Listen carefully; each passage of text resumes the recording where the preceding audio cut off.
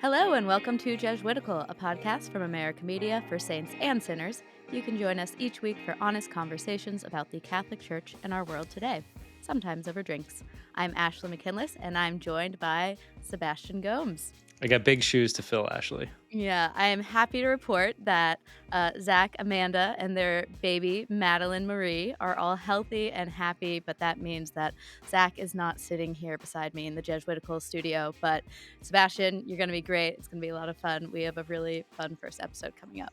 Yeah, absolutely. And let me just say, I totally know what this feels like when you turn on your favorite podcast and the two hosts who you think are going to be there are not there, or one of them is not there. And you're like, I can do without listening to this episode. So don't do that. Don't turn No, it off. you are a known quantity. You've shown during the conclave coverage. Now, Zach can't ignore the questions that I'm throwing him during the interviews anymore. I can just ask away. Yes, exactly.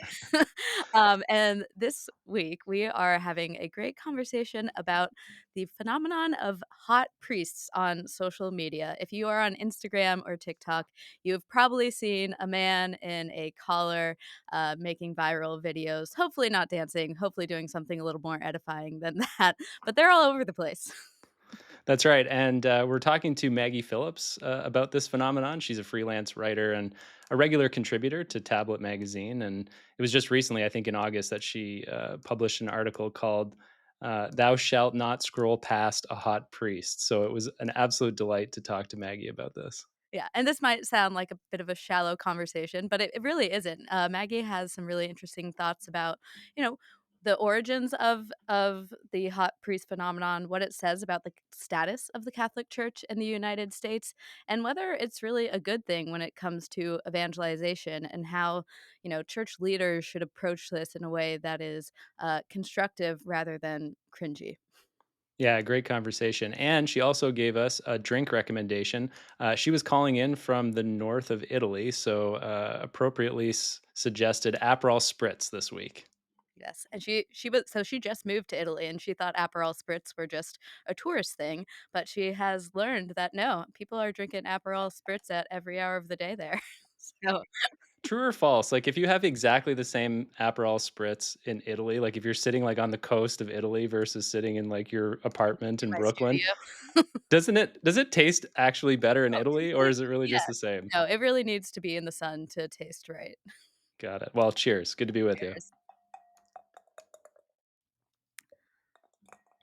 And if you are new to Jesuitical for this season, the next part of our show is the Signs of the Times, the part of the show where we talk through the Catholic news of the week. And this week, we're bringing on our friend and colleague, Colleen Dully. She is now officially America's Vatican correspondent and the host of the Inside the Vatican podcast.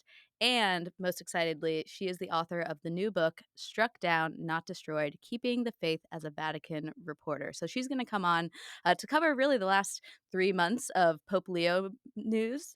He took vacation over the summer, kind of like us, but there were some headlines to come out, so we'll get into all of that with Colleen.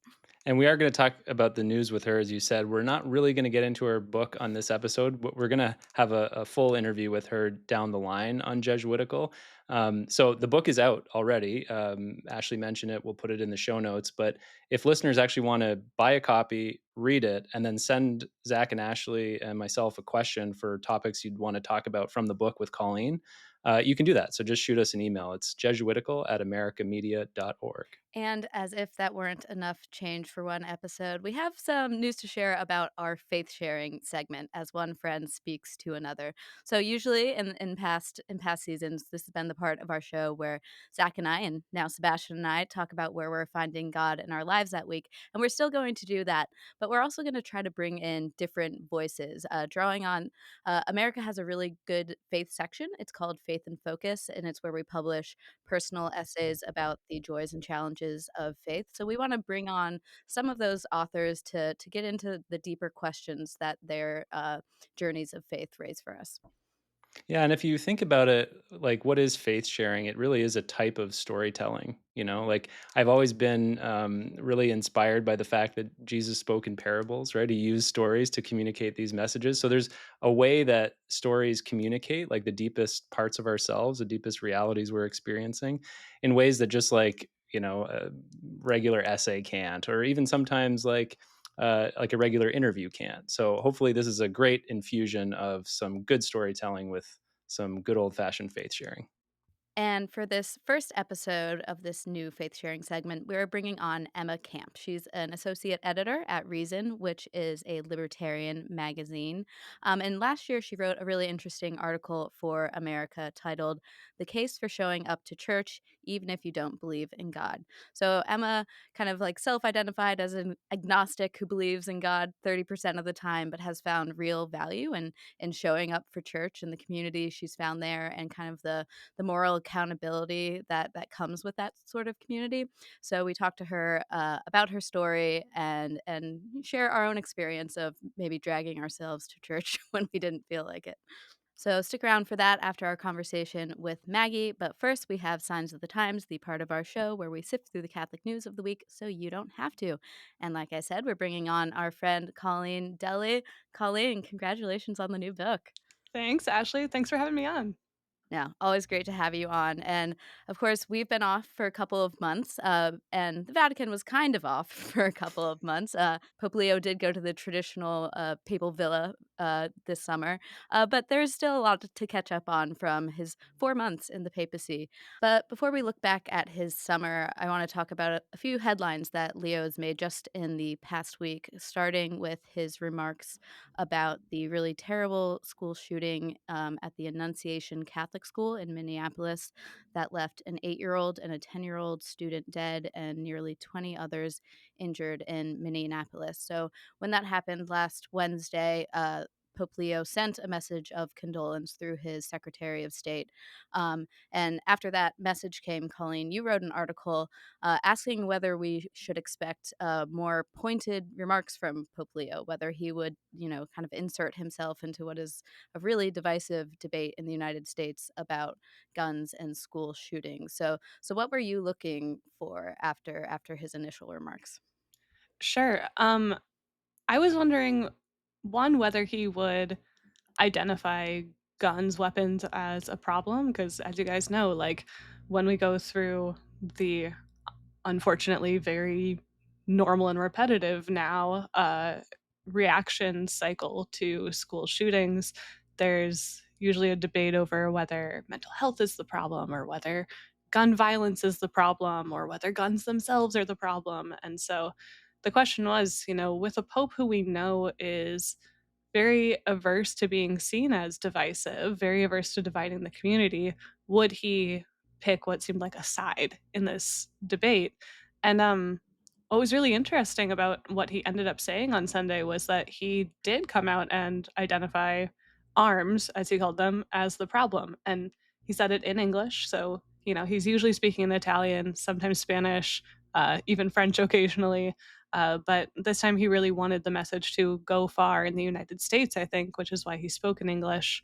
And yeah, he said, "M- let's plead with God to stop the pandemic of arms," he said. Arms large and small, so like weapons of war, and then also, small arms being guns, which infect our world. And yeah, I was struck that he identified that as the problem. He stayed away from any of this rhetoric around either mental health or like trans issues, because we now know that the shooter in this case was trans, and some Catholics have taken that as kind of an anti-trans rallying point. But no, so he took a much stronger position on it than I thought he would. Yeah, I thought that was really powerful, actually. Like the connection that he made between large arms and small arms, because like if you read into that a little bit more, like what he's really saying is this pandemic that we're struggling with as a society and as a world, on the whole, is like something like a nuclear weapon, or the proliferation of nuclear weapons is in some capacity the same as like a firearm that you might buy at the store legally in the United States. So there's some kind of I don't know, attachment, connection, like at a deep level here, maybe in our deep subconscious about that's like something unhealthy that he's trying to name. I Yes. thought that was Pope really Francis interesting. talks a lot about, like, the interconnectedness of Yeah. humanity for all that's good in that and all the terrible things that can come of it, so I think, yeah, identifying the shared root of hatred and a lack of action on people who see this unfold and either are unwilling or unable to put an end to it. So yeah, so as you mentioned, Colleen, he made those remarks at his Angelus address on Sunday, and then on Monday he made headlines again by meeting with our very own colleague Father James Martin at the Vatican. They had a 30-minute private audience at the Apostolic Palace.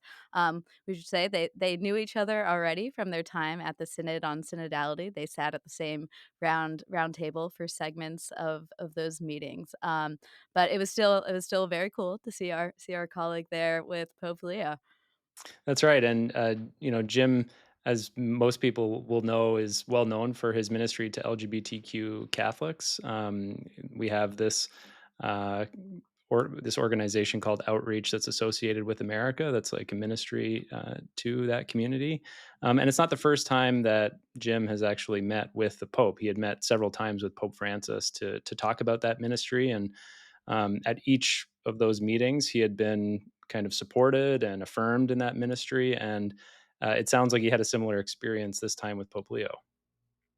Yeah, he wrote for Outreach in an article just kind of recounting what he could from the meeting, that the message he received from Pope Leo was that he wanted to continue with the same approach that Francis has had toward welcoming and including and being open to LGBTQ Catholics, and he also encouraged Jim in his own ministry, and he said that Leo tied this to, again, the synodality, this importance of listening to people, listening to their experiences. So, yeah, I see this as a positive sign that, Leo is going to continue along the Francis line in that way. Yeah, and that said, Jim noted that, Leo has a lot on his plate right now, not just as, like I mean, as any pope would, but he's also been very committed to trying to bring about peace in Ukraine and Gaza and Myanmar and other places that are experiencing, conflict throughout the world. So, understandably, that's kind of his top priority at the moment, so Jim kind of wanted to caution people to, don't expect, fast moves from Pope Leo in these early weeks and months of his papacy, but still be reassured that the general attitude of the new pope it reflects that of Pope Francis. Ashley, you mentioned that the Pope has a lot on his plate, and so nobody would fault him for taking some summer vacation. But this was a really interesting story from the summer because those who follow, the papacy, the Vatican, they know that Pope Francis famously had a bit of an aversion for vacation days. He was a bit of a workaholic, and he had actually stopped or broken with the tradition, so to speak, of going to Castel Gandolfo, the summer residence of the popes, and taking some hiatus during the summer months. So that's now back with Pope Leo, and I feel much better about taking my own vacation. Yeah, as you should. Colleen, you also wrote about what popes do in their leisurely time. What do we know about Pope Leo's time at Castel Gandolfo?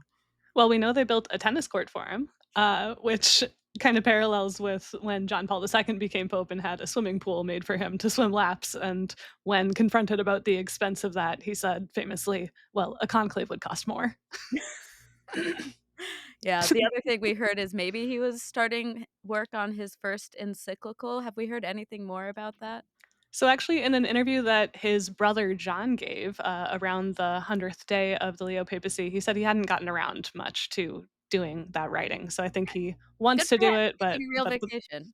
yeah, no, and he in fact extended it twice. Mhm. So both times he was supposed to go, he went for longer than originally announced. So, given that Pope Leo enjoyed his vacation, maybe it's not a huge surprise that he didn't make any major appointments to the Roman Curia. He has named a few bishops here and there, including to the United States, but he hasn't filled the prefect for the dicastery for bishops, which of course was led by Cardinal Robert Prevost before he became pope, and is a really important office at the Vatican, right, Colleen? Yeah, no, this is the person who oversees the vetting of bishops from around the world and then passes those recommendations on to the Pope. And it's usually a person who works quite closely with the Pope. For example, Cardinal Prevost was meeting with Pope Francis for 2 hours every week in that job. So we haven't learned a lot about Pope Leo from his appointments or any foreign trips yet, but we've learned a good number of fun facts about the new Pope from his brother John Prevost, who seems very happy to talk to the press. He He's the recently gift who keeps on giving. Yes, for us at least. I don't know. He scaled back quite a lot, though. I mean, he was talking a ton, and I'm pretty sure his brother told him to step back a little I think bit. he said that in this interview, He right? So there's an did. interview we're gonna get into, but he said the Pope was like, "Yep, you gotta be careful." So He around the even did the interview alongside another Augustinian priest because he was like, "Hold me back if I say something out of line." Yes, he had a handler for this one. It was a wide-ranging 30-minute interview with NBC's Chicago affiliate that he gave around the 100-day mark of Leo's papacy. And despite the warning from his brother to be careful, he was quite candid about what's going on with his brother in Rome. Yeah, the handler stepped in on, like, 2 questions. But we learned some amazing things about Leo, like just some very kind of Human things. yeah, very human things, which is always nice to hear about the Holy Father. Like for one, he misses driving. So apparently he's a big driver.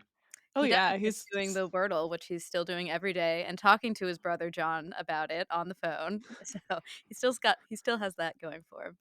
and we remembered that, a group of pilgrims from Chicago came to St. Peter's Square and gave him well, not quite fresh pizza from Aurelio's, which is his favorite pizza place in Chicago, and John says that he ate every last bite. That's incredible and kind of disconcerting. It totally is. He This is doesn't say even in worse one than sitting. Francis drinking that mate. He literally John said that the security people were like, "Do not eat it," and he was like, "I'm eating it." Do we know if the Vatican like has the taster? You know, like the old, like the king's hand from the medieval period who would taste the food in case it was poison. Nobody was tasting the mate for Oh Francis. boy. In other food news, we learned that Leo's favorite candy is Peeps, which was just scandalous to me. Like, it's okay if you like Peeps, like, I don't, but okay, you can eat them around Easter, but for that to be your favorite candy is insane. Yes, Pope Leo, consider this a fraternal correction that Ashley and I are offering you. You know what, Leo? I'm on your side, and I hope that a week before Easter on Palm Sunday, you slash the plastic wrapping so that there's just the right amount of stale on Easter. You have my blessing. Oh, man. On a more serious note, John did say that Pope Leo was very close with Pope Francis. He used that word, quote, very close, which I think a lot of people kind of assumed, and that Pope Francis really elevated him through the Vatican ranks rather quickly. But he also mentioned more poignantly that Pope Leo promised to come back to Chicago for one reason only, and that would be his brother's funeral. We pray that doesn't happen anytime soon, but he's on the hook for that. Well, I mean, we're still holding out for potentially an apostolic trip to the United States at some point. Hopefully not for John's funeral, as you're Hopefully saying, for but the White Sox being in the World Series. you're right. He's never coming. Now, he will be getting on a plane soon to go on his first papal trip. That's planned for the end of November. He's going to be visiting Nicaea, the ancient city of Nicaea, which is now Iznik, Turkey. And then he'll also be visiting Lebanon during that trip. That's in celebration of the 1700th anniversary of the Council of Nicaea. This was a trip that Pope Francis had hoped to make, but the good news is that with a pope who's kind of in better health, he'll be able to visit a lot more places and be a lot more active on this trip. Yeah, and we know that he is already the most well-traveled person to occupy the chair of St. Peter. So we'll see if he tries to get to more. What is he at now? Like 70 countries or 50 countries? We'll see if he can break 100 during his time as pope. There we go. All right, thank you so much for joining us, Colleen. And now please stick around for our conversation with Maggie Phillips about the hot priests of Instagram and whether it's good for evangelization.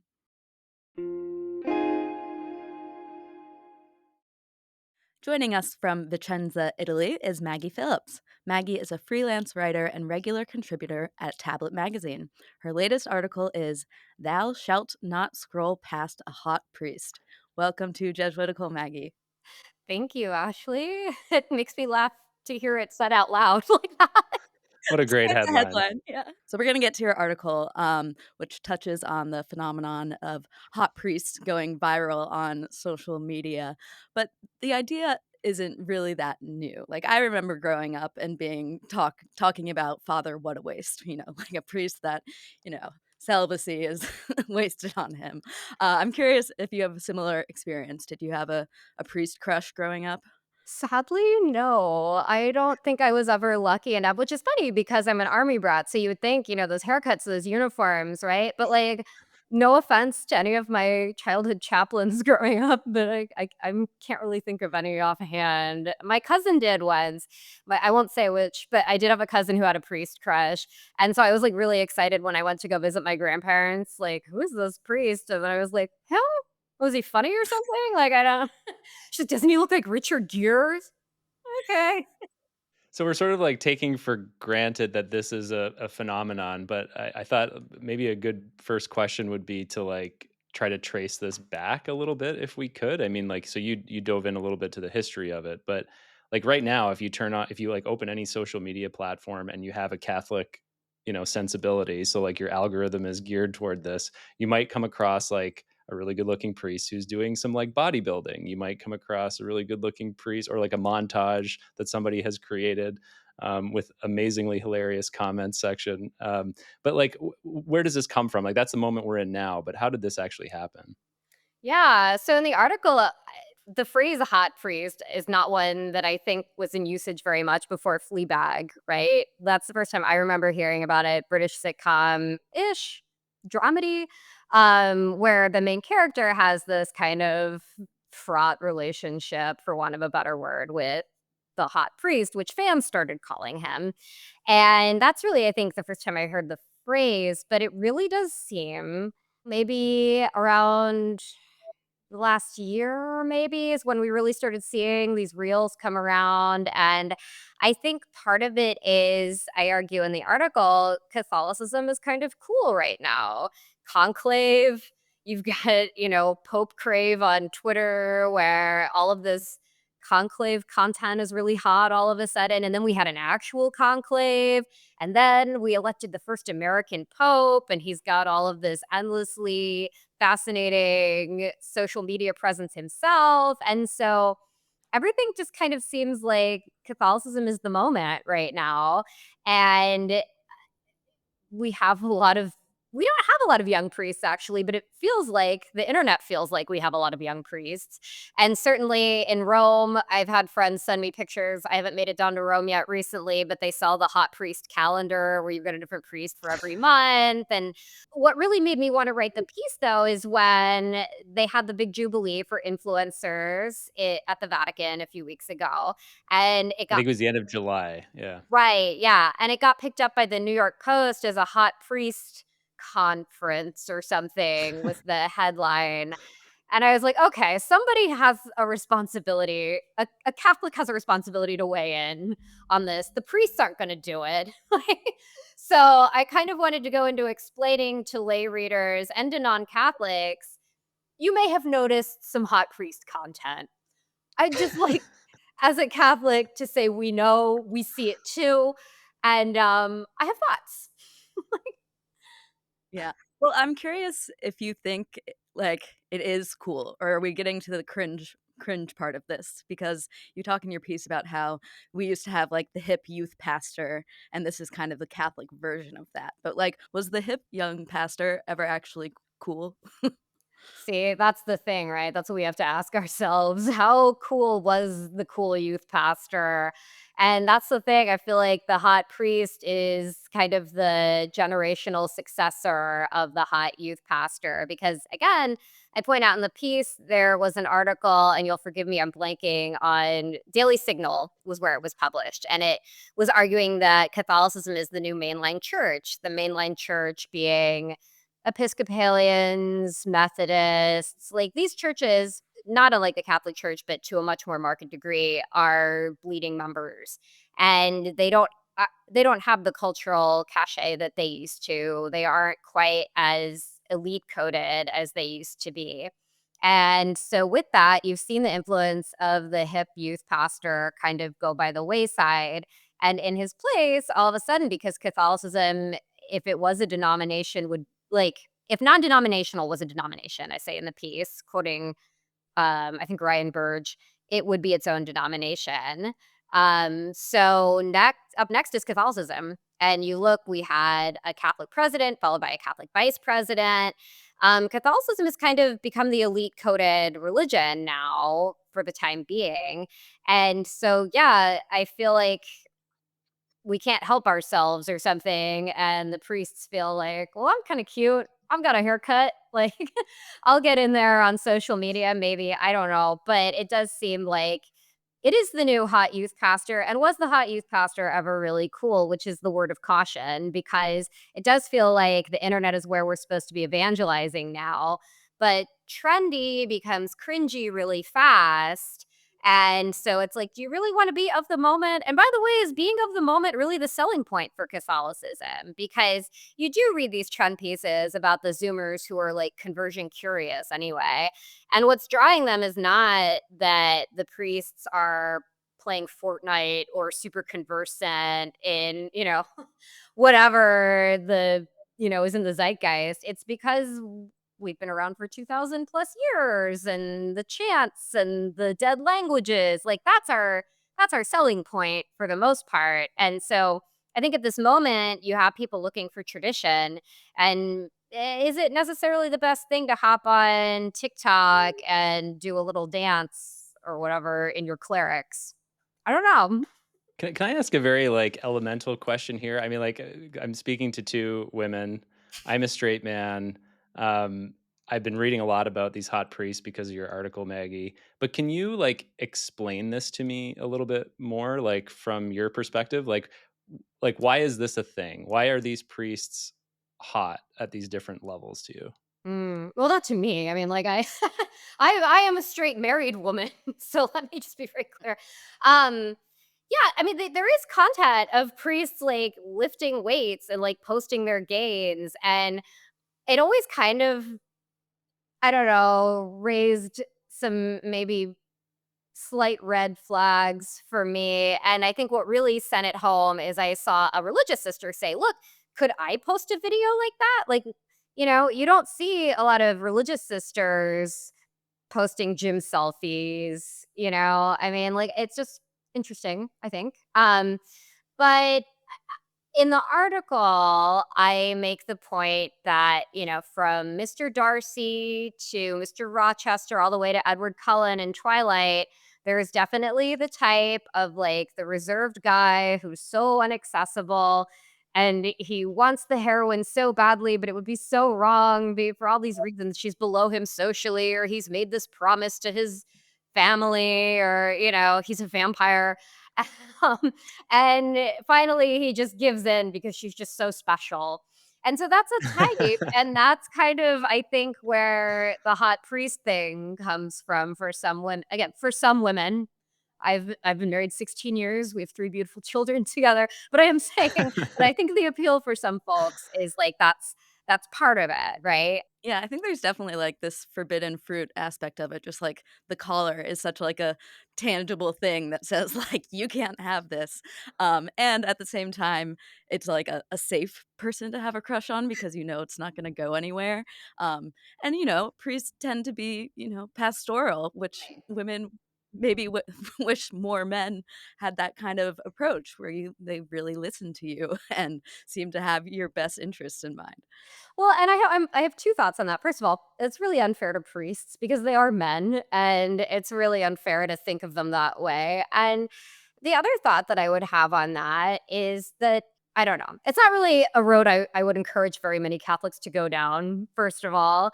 But you do hear Catholics go down it. I mean, I have friends certainly who have been like, Father Mike Schmitz. And recently we had the whole Lila Rose controversy of her friend saying, "Oh, I showed him to a non-Catholic." And she was like, "What time is mass?" And it's like, again, if you talked about a religious sister that way, oh my gosh. And especially post Me Too, I would say we've seen what happens when congregations are very let down when priests actually do have affairs with congregation members. Like, in reality, this is not, it's kind of gross when it happens in real life. Nobody takes the sides of these priests, and these women are really victims when you look at the power differential that goes on there. So it's especially unfair, I think, to a church that's still trying to get out of decades of grappling with scandal and then kind of this cultural reckoning we've had as a country, as a society about men in power, because priests do have power. They hear confessions, they administer sacraments. It's real. And so, for Catholics to kind of flirt with that, and I use that phrase advisedly, we kind of have to take a look at, we're still in the middle of cleaning our own house. So to kind of play along with this jokey, like, oh, the priest, I would just Yeah. caution against going too far down that road.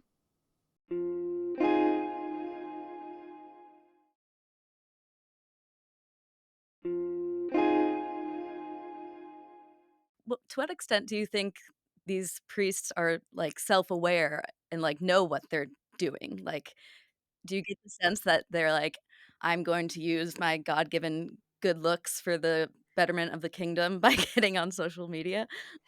It does always seem to be the attractive priests, doesn't it? Which I think is interesting, like, Well, what I find interesting is like, and I could be totally wrong on this, but when I look at some of these accounts, I feel like there's a disproportionate number of their posts that include them.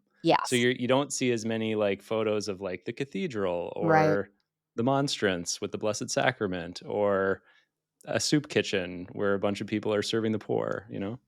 And I can't, I've never personally spoken to a hot priest about this topic. So I can't say definitively what I think is going on there.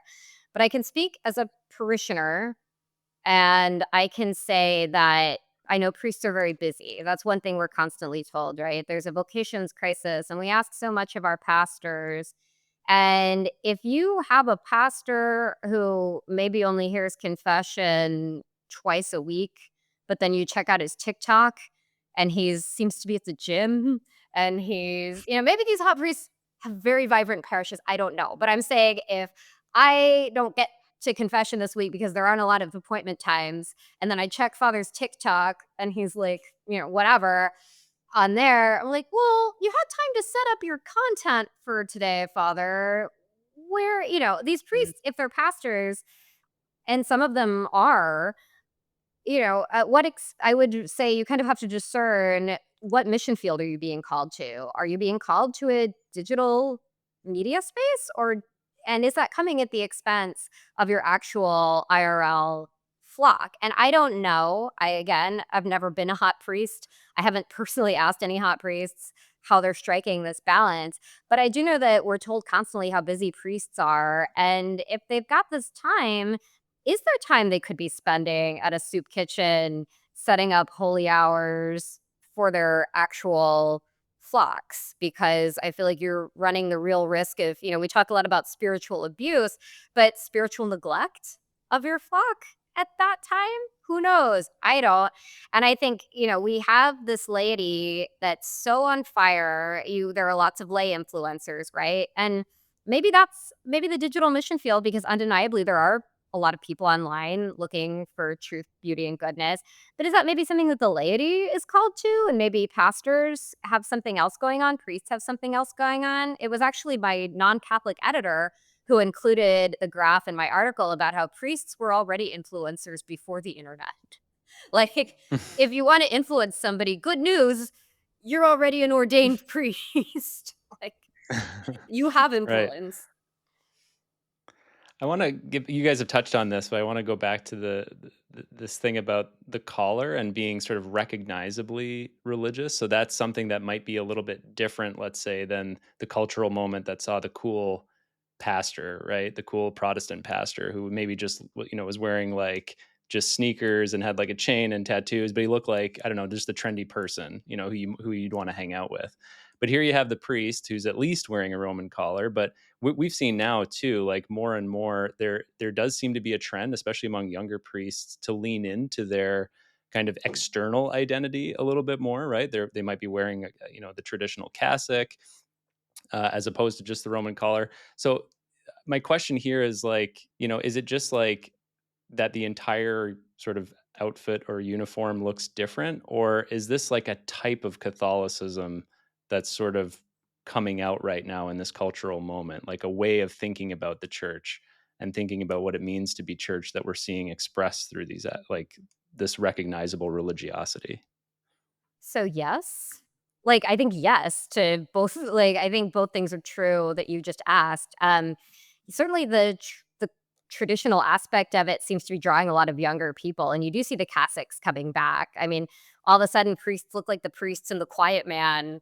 I never saw a priest dressed like a priest in The Quiet Man growing up, but now they have the long cassocks with the belts and like I actually have an article coming up in Word on Fire about liturgical vestments, about clerics, about the way priests dress. And I think what gets missed in that a lot of times, because the point of my article is a lot of times the Catholic Church writ large can come under fire for these ornate vestments that the priests wear. And the whole point of them, you use the word uniform, is not to draw attention to the individual saying mass, but actually to obscure him and to draw attention to the fact that he is saying mass in persona Christi. He's administering the sacraments as part of the body, to the body of Christ. I don't know if that's like necessarily an expression of individual piety, but again, if that's something that a priest feels called to, that's another thing to use the discernment word again. Is that something you're doing to draw attention to yourself, to attract these young trads in the making? Or is it because you're like, look, don't look at me. It's not about me. It's not about how ripped I am, like what I'm putting up on what I'm benching. It's about me as the priest. I had another article up in National Review after the Pope got elected that was like, look, is Catholicism cool now? If it is, it's because people are saying, look, there's a recognizable religion, there's an institution, and we don't have a lot of institutional trust in this country right now. And so, as Catholics, we should view that as a huge opportunity, but also a huge responsibility that we're recognizable as an institution and to act like one. And that's why I use that quote from Pope Leo about being credible, about being transparent. It's about rising to the occasion instead of saying, isn't this great? We're suddenly the prettiest girl at the dance. And instead saying, hey, what is it that they're being drawn to? Okay, the tradition, the institution. How do we then view that as a responsibility and a calling instead of being noticed? Yeah, because despite this phenomenon and, Catholics having a lot of cultural cachet, the numbers don't suggest that this is very effective at evangelization. There are still a lot more people leaving the Catholic Church than converting to Catholicism. And I think Pope Leo sees that, which is why he took the opportunity when he was talking to these priests shortly after he assumed the office to say, hey, look, guys, we have a real responsibility. And certainly, again, I can only speak as a lay Catholic, but, I was at a parish once where the priest couldn't be bothered to come to Mass on time for the school. But he had an antique business, and you would see him on weekends working real hard at his antique business.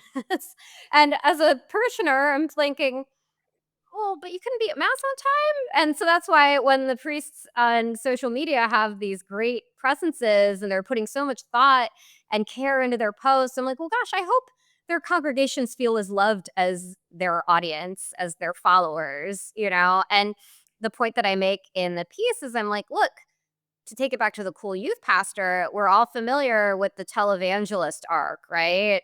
They're so popular, they're celebrities, and then the scandal comes, right? And it's very hard to be in the public eye. It's very hard to have people know who you are and have fans, right? I mean, I'm not saying that because I know. I'm just saying it because I've watched a lot. I've watched a documentary or two, and so I think that's something you need to be very careful of as a social media influencer, because we all know the social media influencer arc can sometimes look a lot like the televangelist arc, where, the rise and then the fall, you slide into somebody's DMs and before you know it, scandal.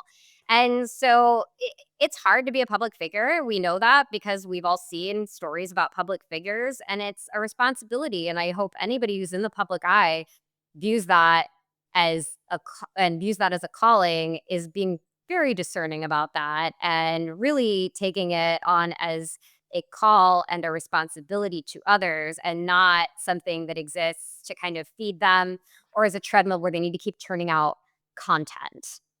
Yeah, because something else that's come to the fore through this whole like influencer culture is like the fact of burnout. Like we're now reading stories all the time about people who like just feel this pressure to create this content, to Mhm. continue to reach their audience, to build the relationship that they already have.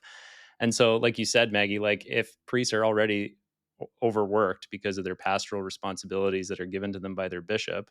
I mean, and then maybe their social media presence is a mission that's given to them by their bishop. So that's a possibility. But Sure. my point is, it just adds another layer of potential burnout or overwork for them.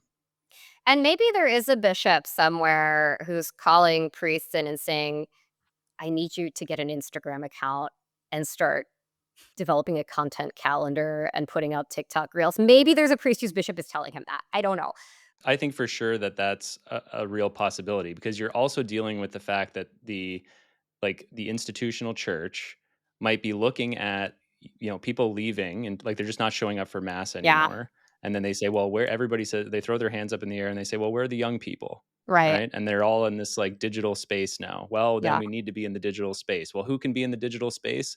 Well, Father X, yeah. who happens to be very handsome, is the best person to like be that point of contact for the people we're trying to bring back. Mhm. So it could be potentially a little bit unfair as well to put all this on the priest. It could be. I I actually have an example that I think is instructive. So I used to be a regular listener in my 20s to Catholic Stuff You Should Know. And the priest on there, it's an audio format, so the hot priest thing doesn't really apply, but they were very engaging personalities, very funny, really sharp guys. And I learned a lot. I learned a lot about my faith from listening to them. And they were so funny and so down to earth. And one of the priests who was a host on there, Father Nathan, went away one day and he just said, look, I got to liking being a podcast host too much. And I realized that it was starting to be more of an ego thing and less of a this is me instructing Catholics thing. And so I'm just going to go back, to being a pastor. And that's my thing now. And, certainly they're part of this apostolate that, they're diocesan priests, but they do a lot in community together. And so they are very linked in with their bishop. And I just think that model where the bishop kind of sees your digital mission, supports it, but then the priest kind of discerns for himself, hey, look, this is getting to be too much for me, whether it's as a pastor, whether it's as a person for their own salvation, to be able to step back and then say, hey, look, this is not where I need to be. I think there can be kind of a give and take there. I think it's like anything that you're called to. You need to be able to recognize when it's too much in any capacity. And I mean, like, even Jesus took breathers every once in a while, right? So I don't think as a priest, as a person who has a mission field, if you need to take that pause, anybody could really begrudge you that? Yeah, and I don't wanna be too harsh on them because I follow some accounts on Instagram. There's like, a group of Dominicans that I follow, and, like, they're not exploiting their looks for follows. They're making sometimes very funny videos, and as a Catholic, it feels good to, like, go on Instagram and see your religion being represented in a winsome way. So I don't know. It's a hard, act to balance. It I think is. especially coming out, Maggie, you alluded to this, like coming out of this whole difficult period of like the clerical sexual abuse crisis, and now just seeing that people are like willing to be publicly Catholic again, and to laugh about it and to laugh together and to like take some pride in that. Like I think that's a very positive thing. Oh, absolutely it is, and, I enjoy a lot of that content too. My friends and I share it with each other, and it's like anything. Yeah, I probably because this is a Jesuit podcast, but I feel like I just keep going back to discernment, but it is just something that you have to be mindful of, right? Like, it's a mission field. A lot of young people who are being drawn to the church are being drawn to the church because of things they're seeing online. And so I would say another thing to just Catholics in general, are we being mindful of what we're putting out there? Are we realizing that, like, hey, maybe we don't have thousands of followers, but our friends see the stuff that we post and the stuff that we like? Are they saying, "Hey, well, my Catholic friend is doing this online. They're saying this, they're following these accounts, they're liking this kind of content." That's something that we also need to be mindful of when we post things and not just put it all on the poor priest. Like, and absolutely, this is a mission field just like anything else is a mission field. And so also maybe we're not being called to evangelize online. Maybe, you could feel like, oh, I need to be online because all of these Catholics that I follow on Instagram have these beautiful accounts and these funny TikTok videos. Maybe online isn't your mission field. Maybe your mission field is somewhere else. And so that's something that Catholics need to kind of figure out for themselves and balance too. Yeah, and the Vatican is taking this seriously. The digital mission field was one of the topics at the Synod on Synodality, and Mhm. they even created its own study group to look into it. How much confidence do you have that, like at the high levels, they really understand what they're doing online? Yeah. I mean, I guess we'll see, right? I mean, this is a new papacy, and Pope Leo certainly seems to have an eye on things like artificial intelligence. We'll see where it goes. And I think you have a lot of very young, smart people who are online and doing things online. And then you also have a lot of more nefarious stuff going on online too that is sort of hiding behind the screen of Catholicism. And so, it's new, and so it would almost be like asking somebody in Martin Luther's time, how do you think this printing press is gonna shake out? Who the heck knows? And I think, I spoke at a conference a while back, and I said, I think if we want to look to a time period that's more analogous to ours, kind of the early modern period, like the Reformation and the Counter Reformation would be a good time to look to, because you had all this new technology and you had all of these new sort of epistemological ways of being and thinking coming out. And the church, in response to that, came out with the Counter Reformation, where they said, look, a lot of these critiques are valid. There's a lot we don't know about what direction things are going to go with things like the printing press. Let's really get down to brass tacks here and kind of think about what we're doing for the laity, with the laity, in terms of how we're handling our own responsibility and authority. And so I think personally, that's like a really good time period to kind of learn from those Counter Reformation saints. Big fan of them. I think they have so much to say for our time. So, that would be my answer, which is that I don't know, but I think the counter reformation, looking back to the counter reformation, is kind of the blueprint we should look to as we look forward.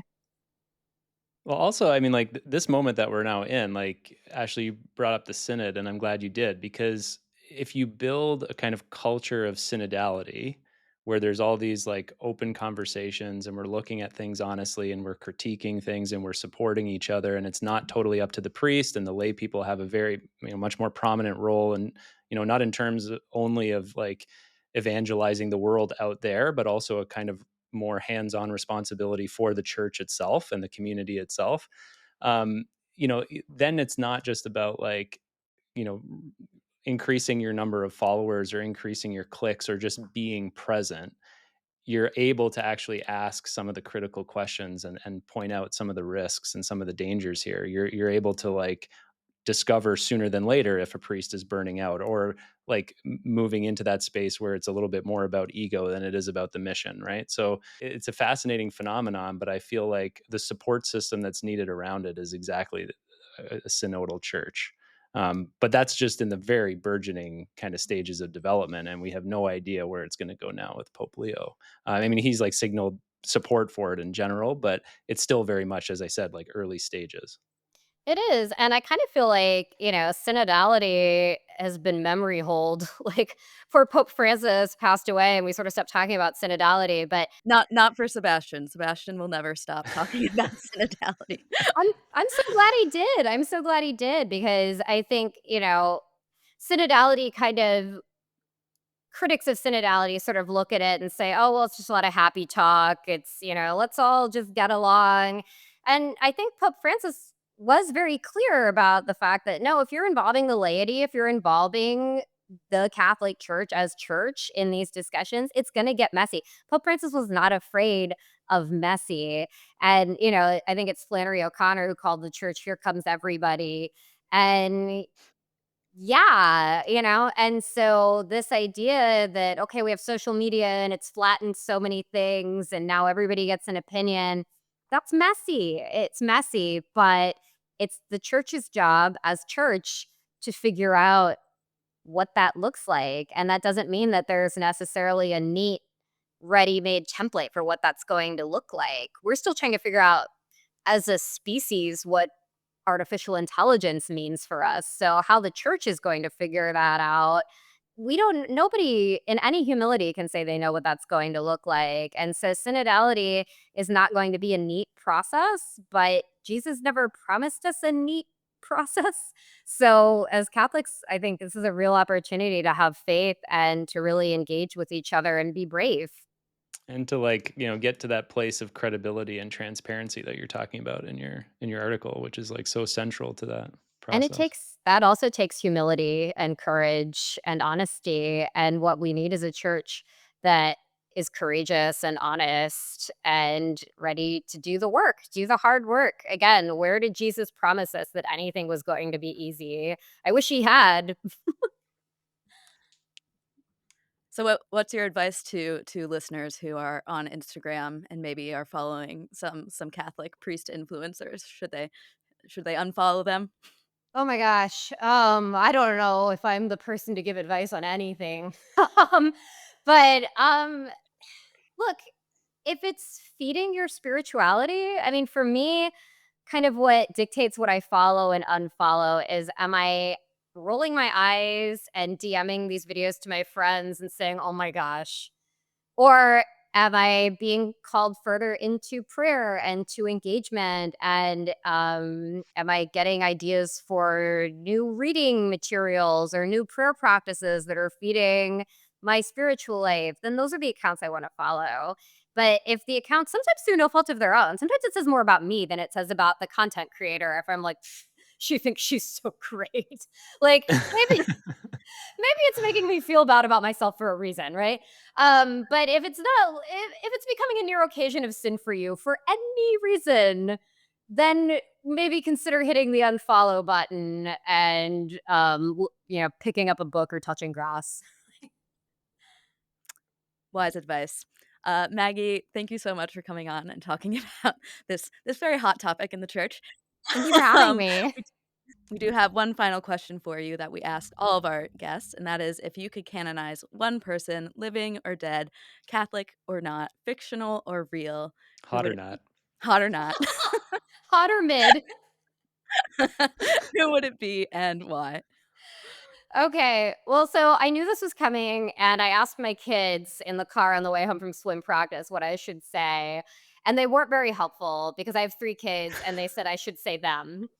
And I was like, well, that's not really the point of the exercise. And oh, by the way, what makes you rate? And I did think, I was reminded of a joke a friend of mine made where he said, I've given up on the idea that I'm ever going to be a saint, but I am very invested in my kids becoming saints because the parents always make the biography of the saint. They always say, oh, he was raised by very pious parents who oversaw his education and took him to mass. So I was like, okay, maybe you guys, sure. But I think in all seriousness, and this was also a suggestion of my kids, but I was already thinking it anyway. They said you should say your mom. And I would say my mom, because my mom, we give her a hard time and we call her the church lady, like with the Dana Carvey, like SNL. But she's not like that. She's actually incredibly cool and very, very pious in all the best ways. Linda McFarland. And one of the things that I really like about my mom that I think makes her saint worthy is she taught the faith to my brother and me in a way that I think is just the model where it didn't feel like mom's weird thing that she made us do. It was she was open to criticism, which I think more Catholic moms should be. If she was like, here's the prayer that the church gave us to say over our Advent wreath before we light it. And we're like, Mom. And she's like, okay, yeah, it's too much, right? It's too much. And so it was enough that we were lighting the Advent wreath, okay?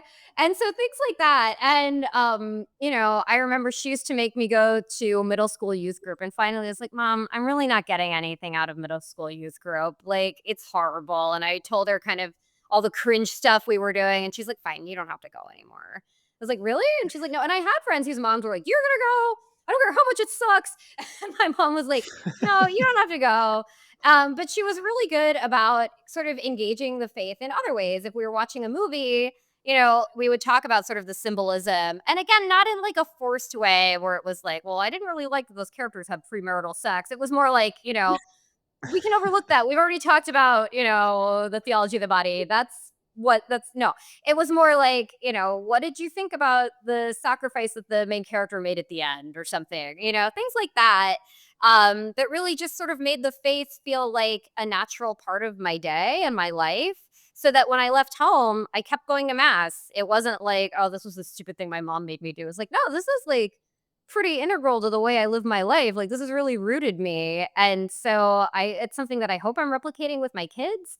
But I'll say that like after a lot of my friends stopped going to church, I was still the nerd that was like, guys, come on, mass is awesome. But it was because it never felt like forced or weird or bad. It felt like, no, this is like a real force multiplier for the way you're gonna go through the world for the rest of your life. So That's my a mom, great answer. Linda. Saint Linda, pray Yes. for us. Yes, and she Again, is. the article She is. again, the article is "Thou shalt not scroll past a hot priest" in Tablet magazine by Maggie Phillips. And should also point out that you're a contributing writer to America at times. You had a great article last year that's called "Lay Volunteers Are Often the Backbone of Catholic Parishes, but They Need Support Too." So we'll link to both of those in the show notes. Thank you so much, Maggie, for your time. It was great to Thank you. talk to you. Yeah, I appreciate it. Thanks, Maggie.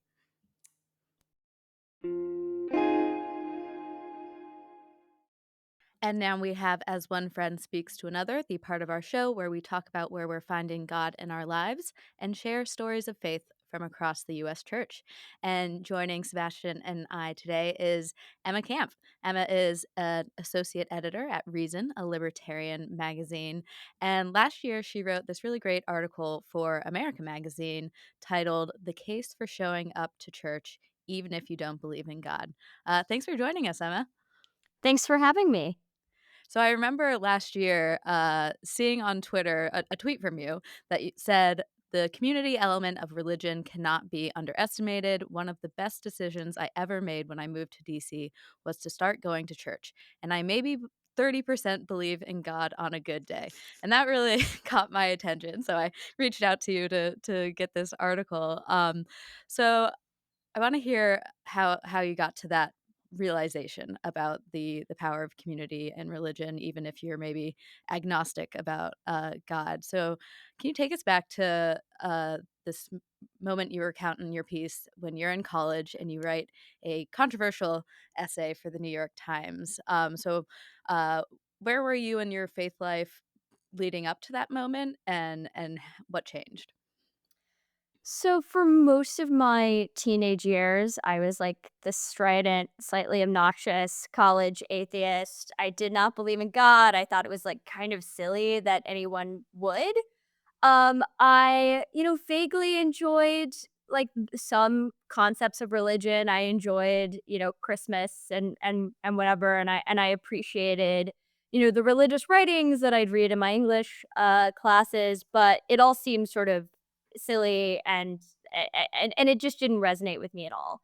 But things started changing in my senior year of college. Part of it was, and this is very um I this is very specific to me, but I took a class on the medieval mystic writings for my English major, and I read Julian of Norwich's oh gosh, I forget what it's called now, but she wrote this book, or she had these series of writings in like the 14th century. There were these like mystical writings of her ecstatic visions, and I started sort of questioning if I should be like shutting off whatever part of me is spiritually seeking something.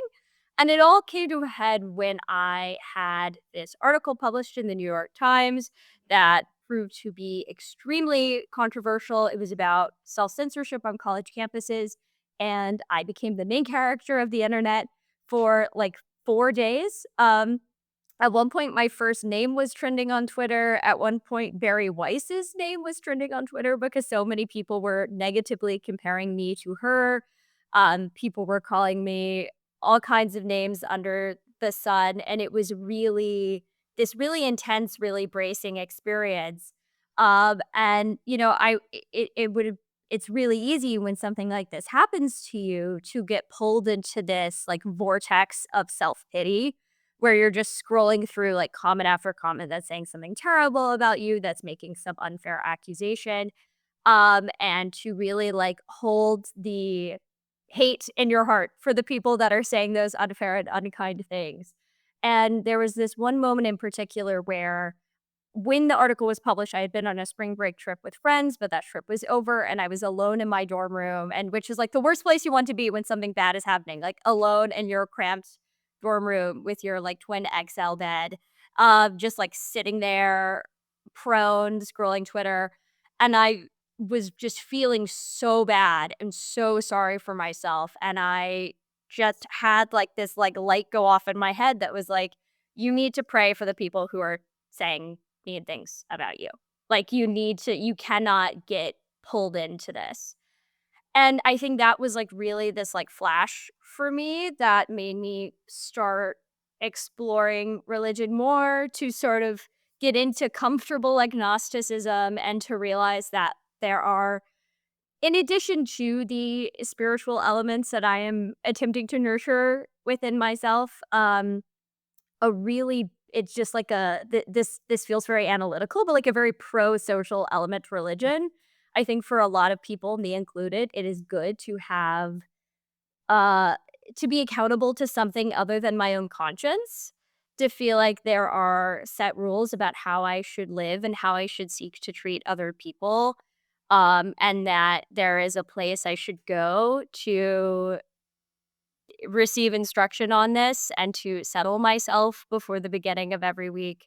And also to find friends. And I think that's what I've talked about a lot, is that I think so many, I've really had the realization recently that I think the loneliness epidemic is a choice. Like it feels very bleak to say, but I think that a lot of people are opting out of the institutions that make community and that allow us to find friends, especially when we move to new places. And so when I moved to Washington, D.C. after graduating, how I found a group of friends is that I went to the local Anglo Catholic Episcopal church and I met a bunch of friends there and I met a bunch of young people, and I still see these people multiple times a day. And it has been phenomenal and like jumpstarting my young adult life.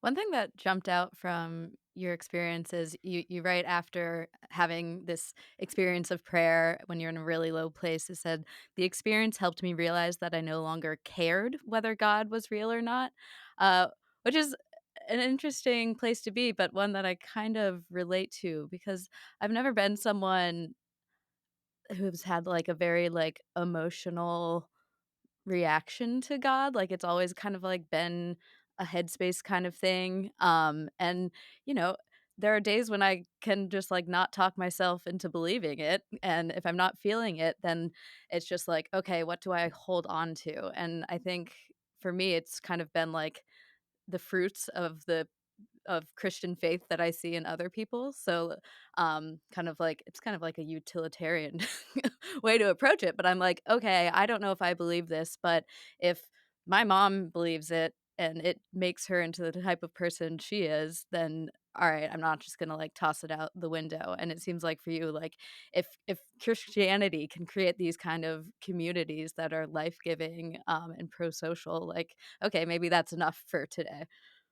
Well, and I think also I realized it was something that was creating a lot of value for me, and it's like, why cut myself off? Why cut myself off from something that would make my life better because I don't fit these like ultimately kind of arbitrary like internal beliefs, especially because like okay, if I'm going to church, if I'm living what I feel a Christian life is, if I'm in Christian community with other people, and I'm still like, I'm not 100% sure. Like, what really is the difference between doing all of those things and having a firm, rock solid faith, and doing all those things and not having a firm, rock solid faith? Like, you're still living a Christian life, and that I think is what ultimately is most important for me, rather than like waiting for my mind to change in some way. I thought it was so interesting, your reflection on like praying in a moment of crisis. That really like stuck out to me and resonated with me because I think like in a life of prayer, like especially if you belong to a community, like Ashley and I are both cradle Catholics, right? So we were raised in the church and it's kind of second nature, it's the culture. You can, there's always a tendency to become a little bit complacent and you kind of take it for granted that this is your community and this is what you believe, and sometimes it's tough to keep the fire going. And I've noticed in my own life, like it's been those, like you, it's been those moments of crisis that force me to kind of listen to God in a new way. I mean, that's how I see it. And I also have found it interesting that like even though it's difficult in that moment, it actually can be very sort of salvific in a way, like as you continue your journey, because you can always go back to that moment and say like, okay, what was it about that moment that made it a profound moment of me to be in touch with something bigger than myself or bigger than my job or bigger than my reputation. And that's, I just keep on thinking about that in my own life, like if I can hold on to that moment of crisis as an inspiration to push myself to connect with God a little bit deeper, or to let go of some kind of false sense of control in my life. I actually found and it sounds sort of counterintuitive now that I'm saying it out loud, but I found that it's actually helped my faith. Yeah, it made me feel so much better. And I don't know, I think it can sometimes seem a little self-aggrandizing to feel like, "Oh, I pray for my enemies all the time because 'cause I'm such a good person." I was gonna say that's a pretty But big leap to go from, like, atheist to, like, doing the hardest part of being a Christian, which is it praying for your enemies. it made me feel so much better, like, I would be like, "Oh, it's easy." I was it's not but, like, I think it does not feel good to hate is maybe a strong word, but it does not feel good to have, like, disdain in your heart for somebody else. Like, it doesn't feel good to be angry, especially when I was, like, angry at people, like, in a way that there was nothing I could do to fix it, there was nothing I could do to control it, and, like, letting go of that anger feels amazing and Well, is so that's like the helpful. deepest, conversion that Jesus is constantly calling people to. Like if you read the New Testament, so it's less about you have to do this or do that as a kind of a checklist religion, and he's always challenging the people who are listening him to say it's not about that action, it's about what's actually going on inside your heart. Because if you're like an unnecessarily angry or hateful person inside of your heart, that will reflect itself in the different things that you do and the different things that you don't do. But vice versa is also true. But that interior conversion is actually the real kind of revolution that Christ is talking about, which can be very powerful. Yeah, I think so. I think that having more places in our lives to let go of things we cannot control and to sort of like surrender um would be so helpful. Yeah. Another part of your story that kind of jumped out to me was uh, this idea that church is good at building community, because that has not always been my experience as a Catholic. I've been to plenty of churches where I'm new and no one says hello, no one reaches out. But you talk about going to this Episcopal church and like immediately being in group texts and that sort of thing. So I'm curious, do you think you just got lucky or I'm doing something wrong? I think I probably got lucky. I mean, funnily enough, most of those friends I met at that church don't they go to different churches now for like lots of Mm, complicated reasons. One of those friends is now a priest and so a lot of people are going to the church he now works at, it's that kind of thing. But I think I was sort of like right place, right time where there was a pre-existing group of young people who had just moved to DC, and it ended up being this, like, perfect confluence of factors where we all just sort of, like, got along, and I think but I do think something that is so nice about that group of people that I met through church is that we are still friends even if we don't all go to the same church, like, we've developed a connection that can exist outside of, like, a religious institution. So Emma, for people listening to this in our faith segment of the show, Zach and Ashley will usually offer them a tidbit, something to think about, some piece of spiritual advice or a challenge for the week. But through this experience that you had, which was obviously a very profound one, what's something that you could leave with the audience just to keep thinking on this a little bit more and praying about it? Oh gosh, I've struggling with this because I really don't feel like I have any business teaching anybody anything spiritually. I feel like such a novice and such Feel like like that every day. someone Don't who's still like feeling around in the dark. So I like I don't know. This is something I was really struggling with because I don't feel like I have the authority. But I guess something that has been helpful for me to always remember is like when you have sort of uh a more public facing life to a degree, which I do as a journalist. Like I am getting, people saying mean things about me on the internet all the time. It's just sort of how the job works, especially now. It is so helpful to be always to have the tool of praying for the people who are making you angry in your back pocket. Like I just personally find it to be very liberating and sort of like like that like moment of surrender I think is so helpful. And I think at least in my experience when I had no sort of spiritual outlet, when I had no like something larger than myself to draw upon, I think it's very easy to get stuck in that like self-pitying sort of like myopic loop. So that, and if you are a recent college grad moving to a new city, the best ways to make friends is the old-fashioned way, which is through a religious institution most of the time. That Awesome. and I've heard kickball's pretty good. Yeah. Emma, thank you so much for joining us and sharing your faith story. Again, the article is The Case for Showing Up to Church, Even If You Don't Believe in God. Right, thank you. Thanks, Emma. Thanks for listening. For podcast credits and links to all of the articles we talked about on this episode, check out the show notes below. And for access to all of our content, you can subscribe to America at americamagazine.org/subscribe.